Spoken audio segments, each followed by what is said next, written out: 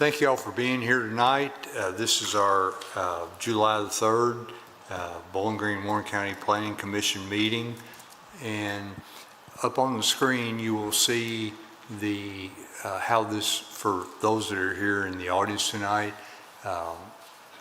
the staff makes a presentation regarding a potential case here tonight, and then it just flipped. Thank you, Rachel.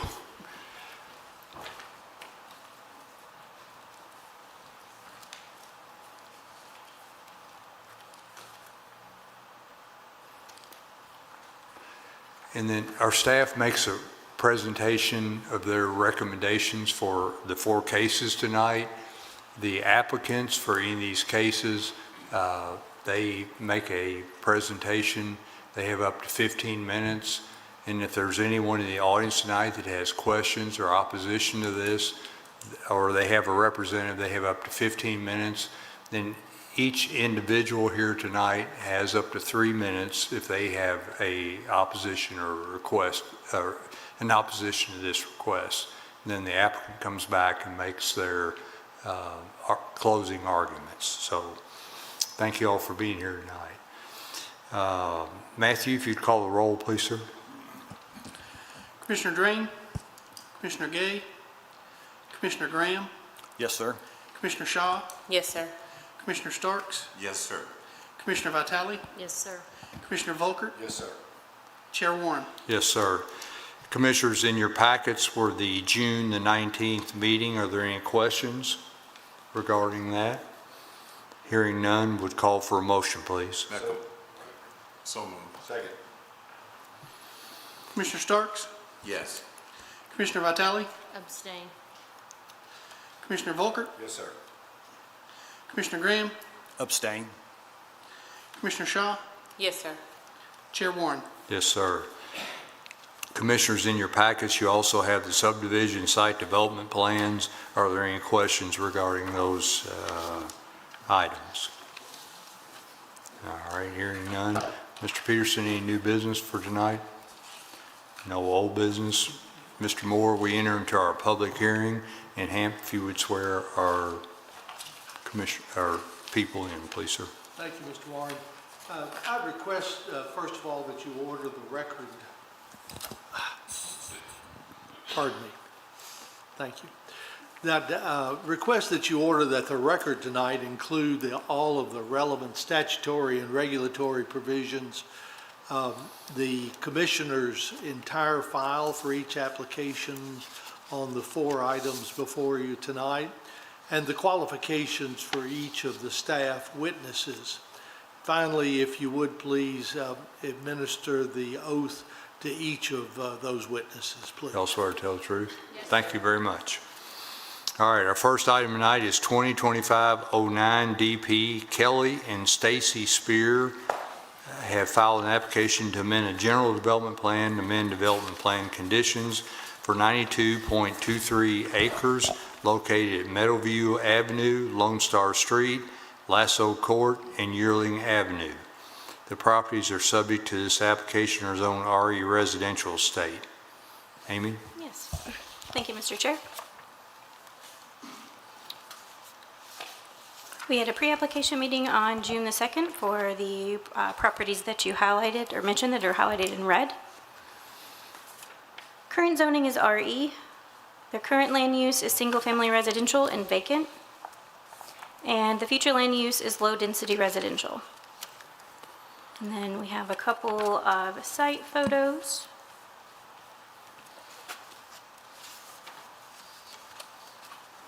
And then there is the rezoning plat that was submitted with the original rezoning. And then again, the applicants are proposing to amend the development plan for multiple properties in Meadow View subdivision. The main purpose of the application is to amend the material restrictions for accessory structures within a development. So if we look at page 3, condition number 6, we can review those changes. So they are proposing to strike constructed of the same material and style as the primary structure, to add brick, vinyl siding, painted metal, or wood siding independent of primary structure. So it would now read, the condition would now read, all accessory structures shall be brick, vinyl siding, painted metal, or wood siding independent of primary structure. So if we look back at page 1 to the bottom there, the proposal complies with the majority of the criteria assessed in the review process, remains consistent with the adopted comprehensive plan, and is generally compatible with the surrounding area. Therefore, the staff recommendation is approval pending any public hearing and testimony and discussion. That's all we have for a staff report. Be happy to answer any questions. Thank you, Amy. Commissioners, any questions? So Amy, is this, Speaking to the microphone. I'm sorry, is my mic on? All right. Would you characterize this more of a, have you had enforcement issues, or is this something that just came about more organically? I think that there has been a couple of structures that have been in this neighborhood. We have an applicant who is proposing to add an accessory structure that did not contain some of the materials from the primary structure. And I think after conversations with the neighborhood and whatnot, this might have been kind of a fluid development from that. Rachel, you're welcome to chime in on any part of that. Yeah, Amy's right. There were also situations where we've noted existing structures in the neighborhood. I don't know if they were properly permitted or not, but some of those now currently don't comply with this requirement. So it was, But originally we didn't say they had to be all brick or they had to be all vinyl. I mean, there doesn't look like there was anything in there on the construction materials. Is that fair to say? well, the current requirement is that all accessory structures be constructed of the same material and style as the primary structure. I'm sorry, Rachel. The primary structure, we don't specify what the primary structure has to be. Yeah. So you, if you did a brick home, you had to do a brick accessory. Right. If you did a vinyl home, you had to do a vinyl. Right. Okay, You so got we it. didn't specify a type of construction material on the outside of the primary. I don't see anything in reviewing Okay. the binding elements. These are from 2003, so apparently in 2003, Sure. that was not a Absolutely. topic of discussion. So we're either cleaning up or they're asking for, if we have a brick home and they want to do a vinyl accessory in the back is what they're asking really. Right, they're just Okay. asking for flexibility in Okay. those materials, yeah. Would this cover auxiliary dwelling units or just, what if they wanted just a secondary storage building? Levy an accessory. Yeah, that would cover this, but they are proposing to add wood siding, so, They're also proposing to add painted metal as an exterior structure, which I assume you don't have any painted metal structures in the subdivision currently. I think there are Oh, okay, existing very good. structures, just in driving through there I see. somewhat recently. Okay. So if I may add to that, the first 2 or 3 phases of this development does not have this restriction on it. For some reason, this one did. I see. So you So don't have we- consistency either.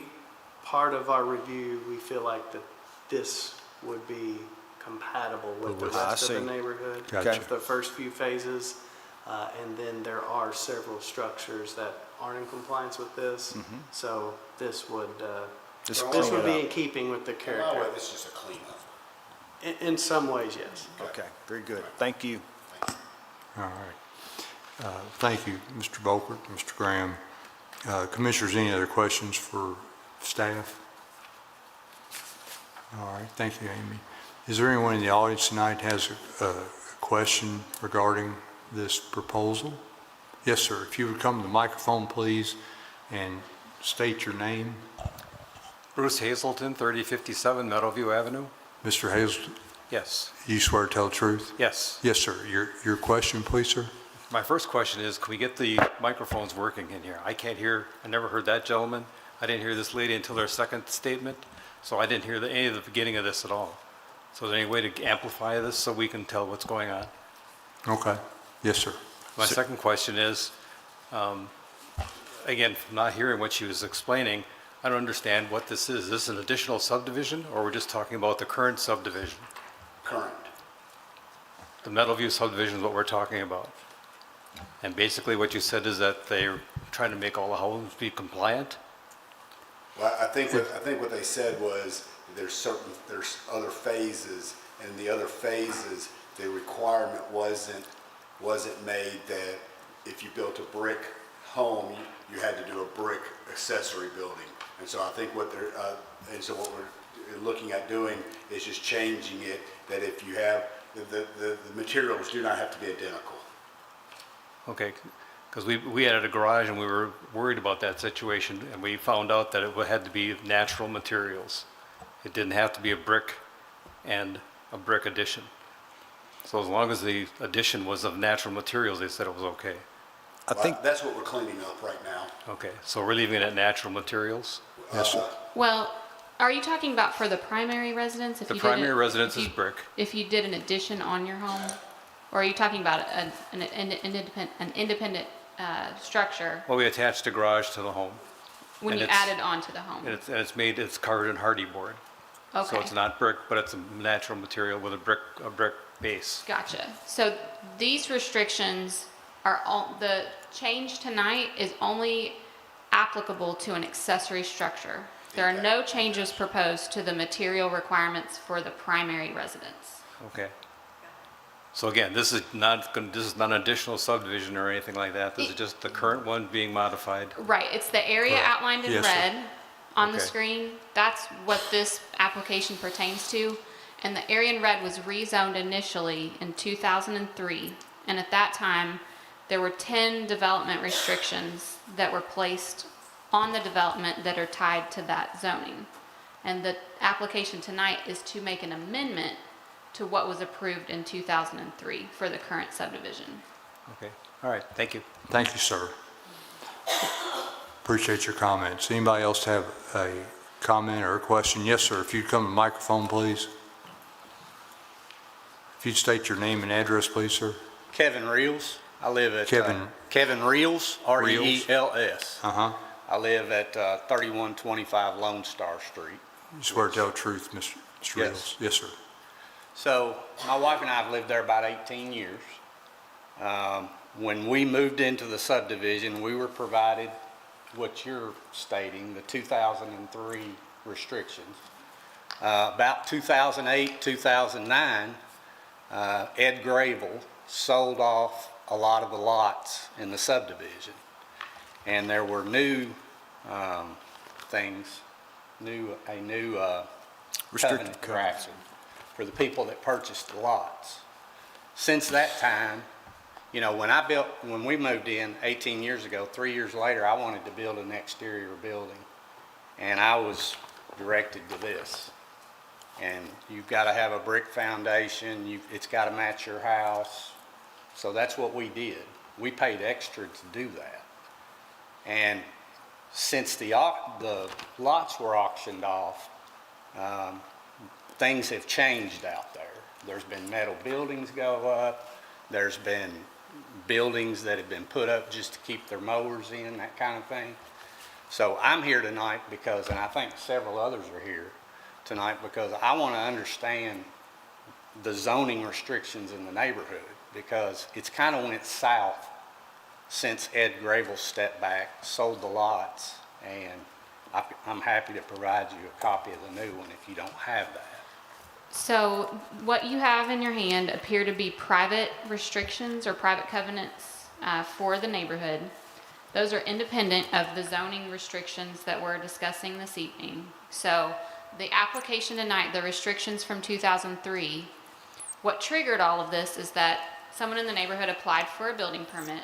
Our staff realized that the accessory building didn't comply with these. And so our office is responsible for enforcing these binding elements or these zoning restrictions. The private restrictions that you have a copy of are not enforceable by us. Okay. So even if this change were to be approved, at that point, your private restrictions, those are still in play. but we don't enforce those. Those are enforceable. Who enforces them? You or any member of the neighborhood. Okay. Basically, they're HOA. enforceable among yourselves. Which there is not one. Okay, And so, you know, Yeah. that's where ended up where we're at. Right. Does that answer your question, Mr. Yep. Reels? All right, Yes. thank you very Thank you. much for your comments. Anyone else tonight in the audience? Yes, sir, if you come to the microphone, please. If you'd state your name and address, please, sir. Gary Dunnigan, 3272 Meadow View Avenue. Dunnigan? Dunnigan. Dunnigan. Dunnigan. All right, yes, sir. I amend what Mr. Reels has already said because we lived there 18 years as well. And we moved there under those same restrictions as what he did. And what I don't really understand is why those other buildings were allowed to be put up. There's probably 5, 6, I don't remember, I haven't counted exactly, that does not meet the restrictions that was already there.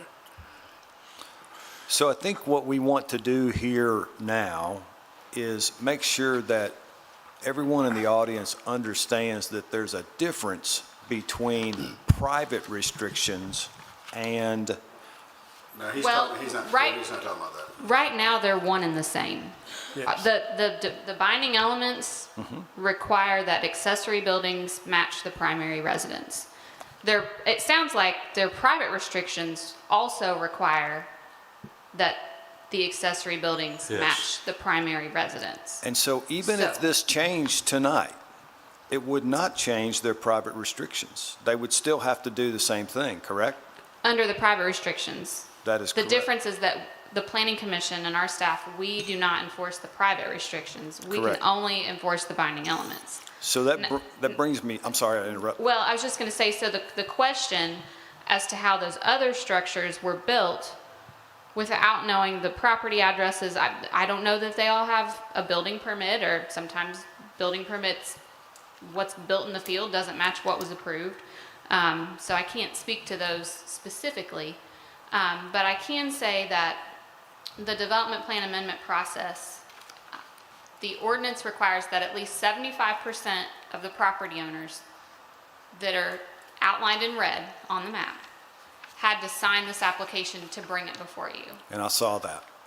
However, it sounds like there are competing opinions on the matter, because we have some people who have signed this in support of the change, and then we also have neighbors here who have stated that they've followed these restrictions and may not necessarily support this, which is they probably didn't sign the application. Mr. So- Dunnigan, do you live in the red outlined area? I do. Okay. The restrictions that you're referring to, are they deed restrictions? They We- were included when we got the deed. Now, I can't say that they were with, Can you help me Those with are not- this? They're both. They're listed as a binding They're both element of and as a private restriction. Okay, so even if we change this, they're still going to have those same deed restrictions, are they not? I think, Not everybody has the same deed restrictions, probably, 'cause it sounds like when they auctioned off the lots, maybe there could be different deed restrictions. that's what I'm trying to get at. I think that could be what has happened here, depending on. I don't think that's the case because we got a copy of the deed But when that's it not was something auctioned we off. would take up, Yeah, that is correct. And haven't seen them. yeah. Pardon me?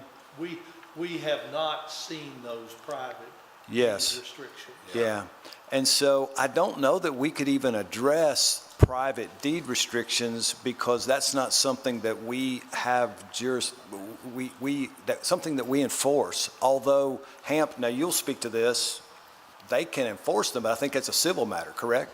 That's correct.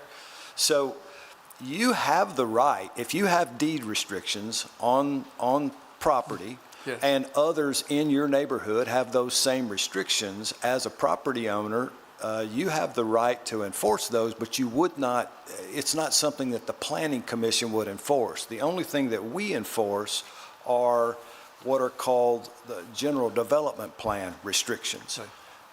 And so that bifurcation, if you will, is, I think, what both of the people who have spoken here tonight are referring to. Even if this passes, it doesn't change anything on your deed restrictions. They're still there. They're still in place. This simply makes it uniform in the entire development, not just this section.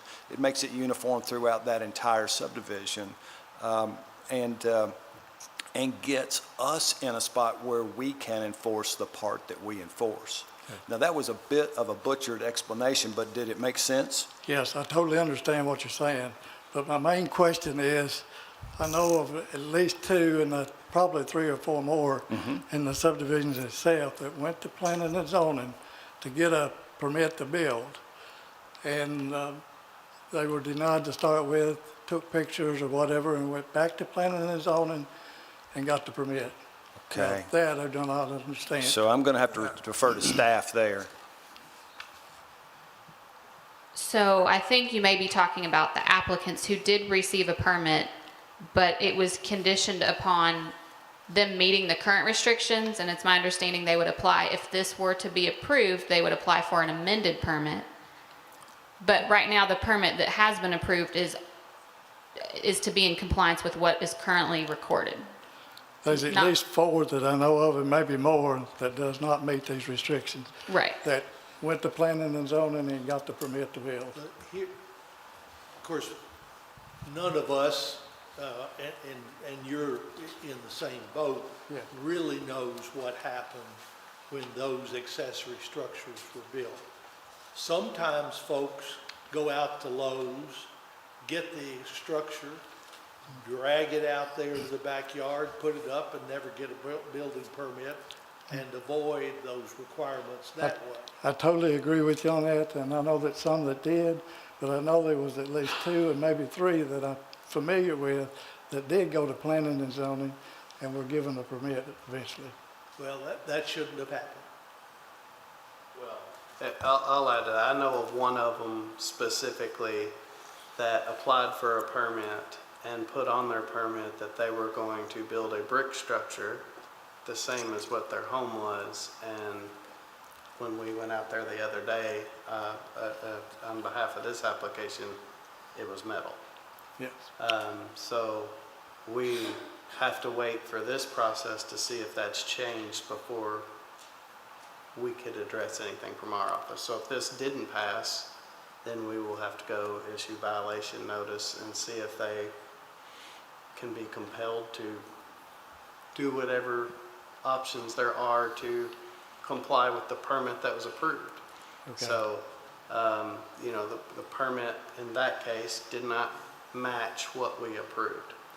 And as Ms. Hurt was saying earlier, there's several other permits, not just in this neighborhood, but can be anywhere, where we have conditions on that permit where we may have approved that permit, but we have said you need to comply with these conditions, and they did not. So that could be one or 2 different options that happen as well. And we have to rely on building inspectors and others to catch those, neighbors to catch those, before we can go take a closer look, because we're not everywhere all the time. However, it doesn't make it right. I understand that. Yeah. But we felt like that there was enough change that has happened through whatever one of those examples, as well as the example Mr. Moore gave, as well as the first several phases of the neighborhood that don't have these restrictions, that character that was intended by that may not be the character today. So I think that's the decision before everyone tonight. Yeah. One other comment. and I'll Yes, put sir. it up here. On page 3 of what was given to me just a few minutes ago on the staff report, down at the bottom, point A, it says there have been major changes of economic, physical, or social nature within the area of the property in question in which were not anticipated at the time of the adoption of the general development plan or development plan conditions, which is being amended, and it goes on. I want to know who would made the assessment that those were changes as far as the economic and physical and social structure, because most of us has lived there for 18 years, they're close. I think the wording there is "or," and the changes, it would be what Mr. Peterson is just referring to, in that that the neighborhood, the entire subdivision does not currently have consistent restrictions, and his observation is that given that 75% of the applicants have signed this request asking for it, and it would give uniformity to the entire neighborhood, and, this is a big and would not change the private restrictions. So the private restrictions that are in place on the deed would remain and enforceable through a civil matter, but not through the planning commission. And that would be my understanding. Mr. Peterson, you can add to that if you'd like. I'll just mention also, so the zoning ordinance reference, that's section 312.8, that's where the criteria to amend your development plan is listed. And it's the burden of proof to address those requirements is on the applicant. So on page 4, there's a brief narrative there. We just pull that directly from the application. So it's up to the planning commission to really evaluate if you feel that they have addressed the criteria in section 312.8. So you're able to weigh in on that. We're not substituting our opinion, I guess, for that. It's up to the applicant. Being But the the 75%. applicant in this case is 75% of the homeowners, correct? Okay. Correct.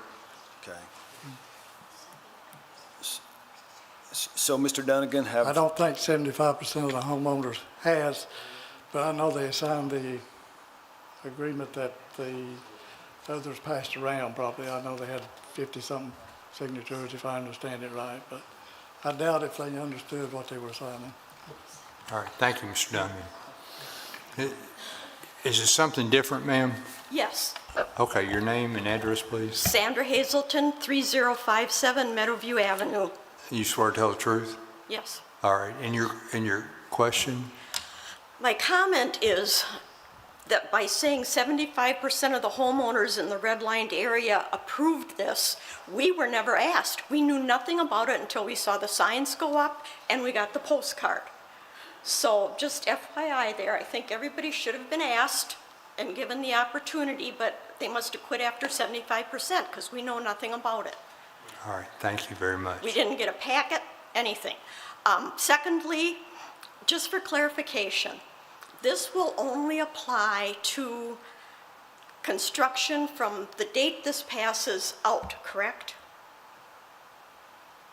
I think she's asking, is this Anybody retro? who had, like we adhered to the restricted covenants, the deed restrictions, got a permit, did everything right, we're okay because we're an addition. But for people who put up an ancillary building, will they be required to take down their metal buildings if this goes through? Or No. will everyone be grandfathered in and we'll still have the same? Everybody will be grandfathered in. Okay, so we're still gonna have the same. This will only apply to buildings from here on out, Correct. which will probably be minimal because most of those lots are sold and buildings are up already.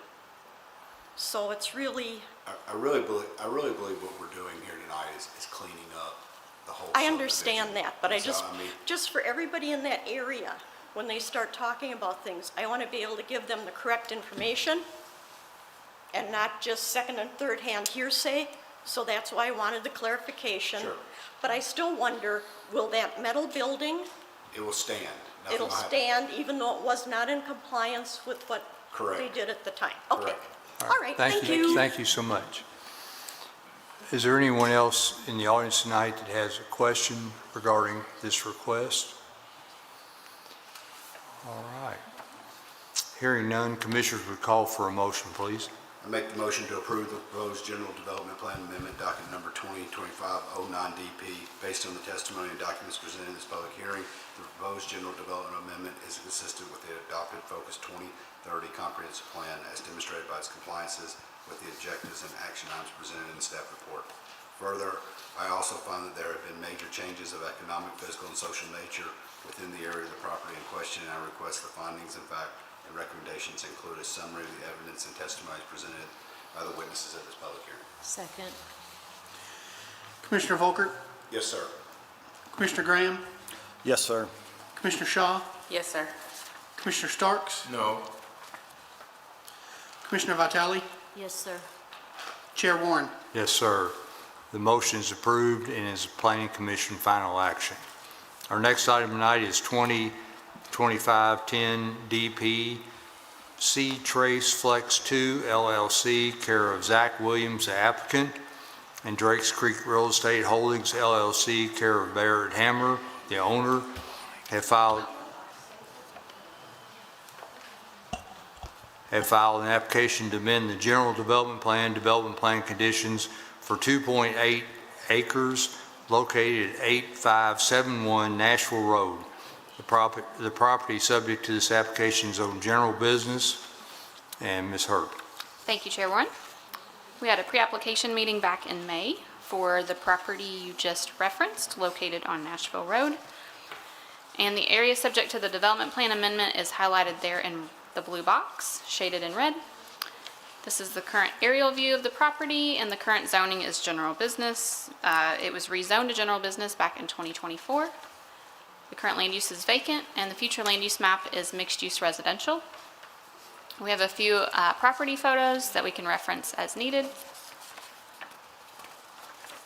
And then I'll leave this up as I review the proposed changes.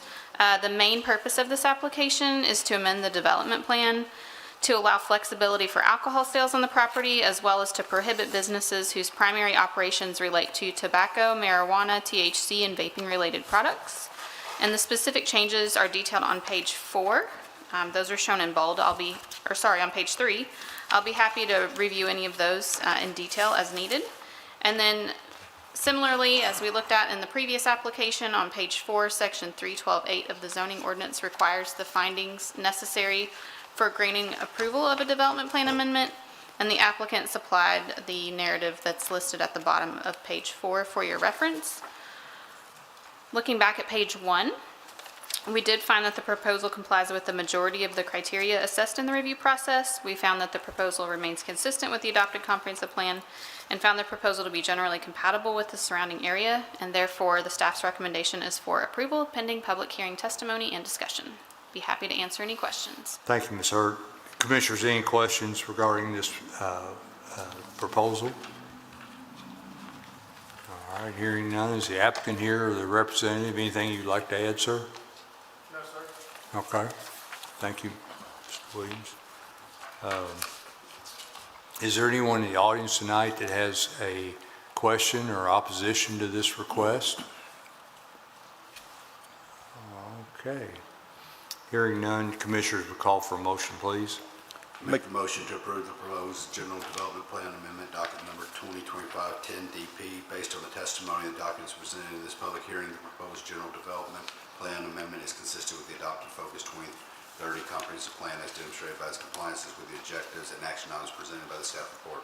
Further, I also find that there's been major changes of economic, physical, and social nature within the area of the property in question, and I request the findings of the fact and recommendation include a summary of evidence and testimonies presented by the witnesses at this public hearing. Second. Commissioner Volkert, Yes, sir. Commissioner Graham, Yes, sir. Commissioner Shaw, Yes, sir. Commissioner Starks, Yes, sir. Commissioner Vitale, Yes, sir. Chair Warren. Yes, sir. The motion is approved and is Planning Commission final action. Our next item is 2025-33Z County Larkspur Bowling Green LLC, care of David Bernstein, the applicant, and KRE Properties LLC, care of Ilvada Hakelbach, have filed an application to rezone .055 acres located along Veterans Memorial Boulevard, approximately 885 feet from Morgantown Road intersection with Veterans Memorial Boulevard from RS 1A Single Family Residential and F floodplain to Highway Business and F floodplain with the General Development Plan. Ms. Hurd. Thank you, Chair Warren. We had a pre-application meeting back in April for the property you just referenced. I'm going to direct your attention on the concept plan to this area specifically here. Just keep that in mind as we go through the staff report. I'm going to jump to the aerial view. The area subject to the zone change is just what's in red, although the area may look familiar because back in the first part of 2024, you all approved a zone change to highway business for the adjacent properties to the south. And so this is an extension of that. If we go back to the concept plan to allow access onto Veterans Memorial Boulevard. And so the application before you this evening is roughly half an acre, and it's for the purposes of access only. So there wouldn't be any buildings or anything developed on this little strip. It's truly intended for access only, so that's why when you look at the development plan conditions, there's only 2. But basically those restrict the use of this roughly half an acre to access only, including any commercial travelways, landscaping, associated lighting. Looking back, there's really not a whole lot else to report on this. We did find that the proposal is compatible with the surrounding area and that it complies with the majority of the criteria assessed in the review process, and therefore our staff recommendation is for approval. Be happy to answer any questions. Thank you, Rachel. Commissioners, any questions for staff? All right, is the applicant here? Anything you'd like to add? All right, thank you, sir. Is there anyone in the audience tonight that has opposition to this request?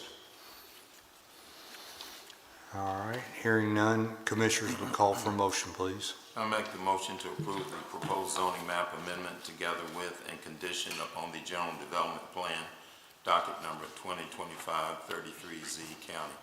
Based upon the testimony and documents presented in this public hearing, the proposed zoning map amendment is consistent with the adopted Focus 2030 comprehensive plan as demonstrated by its compliance with the objectives and action items presented in the staff report. Therefore, the proposed zoning map amendment is in agreement with the adopted comprehensive plan. Further, I request that this motion include the summary of evidence and testimony presented by the witnesses at this public hearing. Second. Commissioner Starks? Yes, sir. Commissioner Vitale? Yes, sir. Commissioner Volker? Yes, sir. Commissioner Graham? Yes, sir. Commissioner Shaw? Yes, sir. Chair Warren? Yes, sir. The motion is approved. Planning Commission final action in 21 days unless a request is made to the legislative body to hear the item. Our next item tonight is 2025-34Z County. Tyler Alston, the applicant, and Jimmy and Jennifer Dowell, the owners, have filed an application to zone 5.18 acres located at Whitlock Road south of intersection with Neely Road from Ag to RR Rural Residential and RE Residential Estate with the General Development Plan. Ms. Amy? Thank you, Mr. Chair. We had a pre-application meeting on January 28th for the property that you mentioned, and that is highlighted in red. Current zoning is agriculture, current land use is agriculture, and future land use is agriculture. We have a couple of photos for you. And then here is the supplied concept. And again, the applicants are proposing to rezone from agriculture to RR, which is rural residential, and RE, residential estate, in order to subdivide the property into 2 building lots. Looking at the bottom of the page, staff has noted considerations regarding loss of prime farmland. If we look over to page 2, the property is classified as prime farmland and farmland of statewide importance. Looking back, the proposal does comply with the majority of the criteria assessed in the review process and is generally compatible with the surrounding area. Therefore, the staff recommendation is approval pending any public hearing testimony and discussion we might have. All we have for staff report. Happy to answer any questions. Commissioners, any questions regarding this proposal? All right, applicants, anything you'd like to add? Well, your son might want to add something. Okay. He was wrong. Do what? I said, you're wrong, he has nothing to add. He might come to the microphone. You want to come to the microphone? All right. He said, no, no. Yeah, all right. Commissioners will call for a motion, please. Make a motion to approve the proposed zoning map amendment together with conditioned upon the general development plan, docket number 2025-34Z County. Based upon the testimony and documents presented in this public hearing, the proposed zoning map amendment is consistent with the adopted Focus 2030 comprehensive plan, as demonstrated by its compliance with the objectives and action items presented in the staff report. Therefore, the proposed zoning map amendment is in agreement with the adopted comprehensive plan. Further, I request that this motion include the summary of evidence and testimony presented by the witnesses at this public hearing. Second. Commissioner Graham, Yes, sir. Commissioner Shaw, Yes, sir. Commissioner Starks, Yes, sir. Commissioner Vitale, Yes, sir. Commissioner Volkert, Yes, sir. Chair Warren. Yes, sir. The motion is approved. Planning Commission final action in 21 days unless a request is made for the legislative body to hear the item. What's your son's name? Jackson. Jackson? Yes, sir. Hey, Jackson, will you come up here and talk to us? No. All right. All right. Jackson said, I don't know you. You can, Jackson, we can hear you talk if you want to.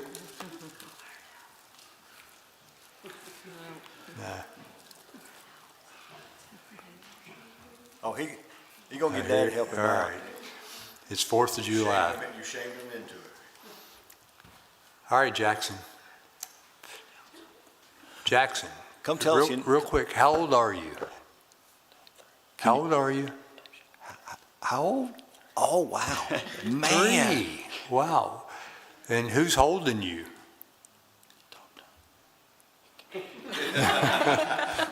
We're gonna limit this to sign language. All right, thank you, Jackson. Hey, you did a good job, little man. Good All job. right, bye-bye. Thank you, Jackson. Mr. Peterson, any other items tonight? Sir? I can't top that. Oh, that's all right. Thank you, Jackson. All right, well, we will see everybody in 2 weeks, and staff, thank you all for all you do. Commissioners, thank you all for being here tonight, and we are adjourned. Thank you.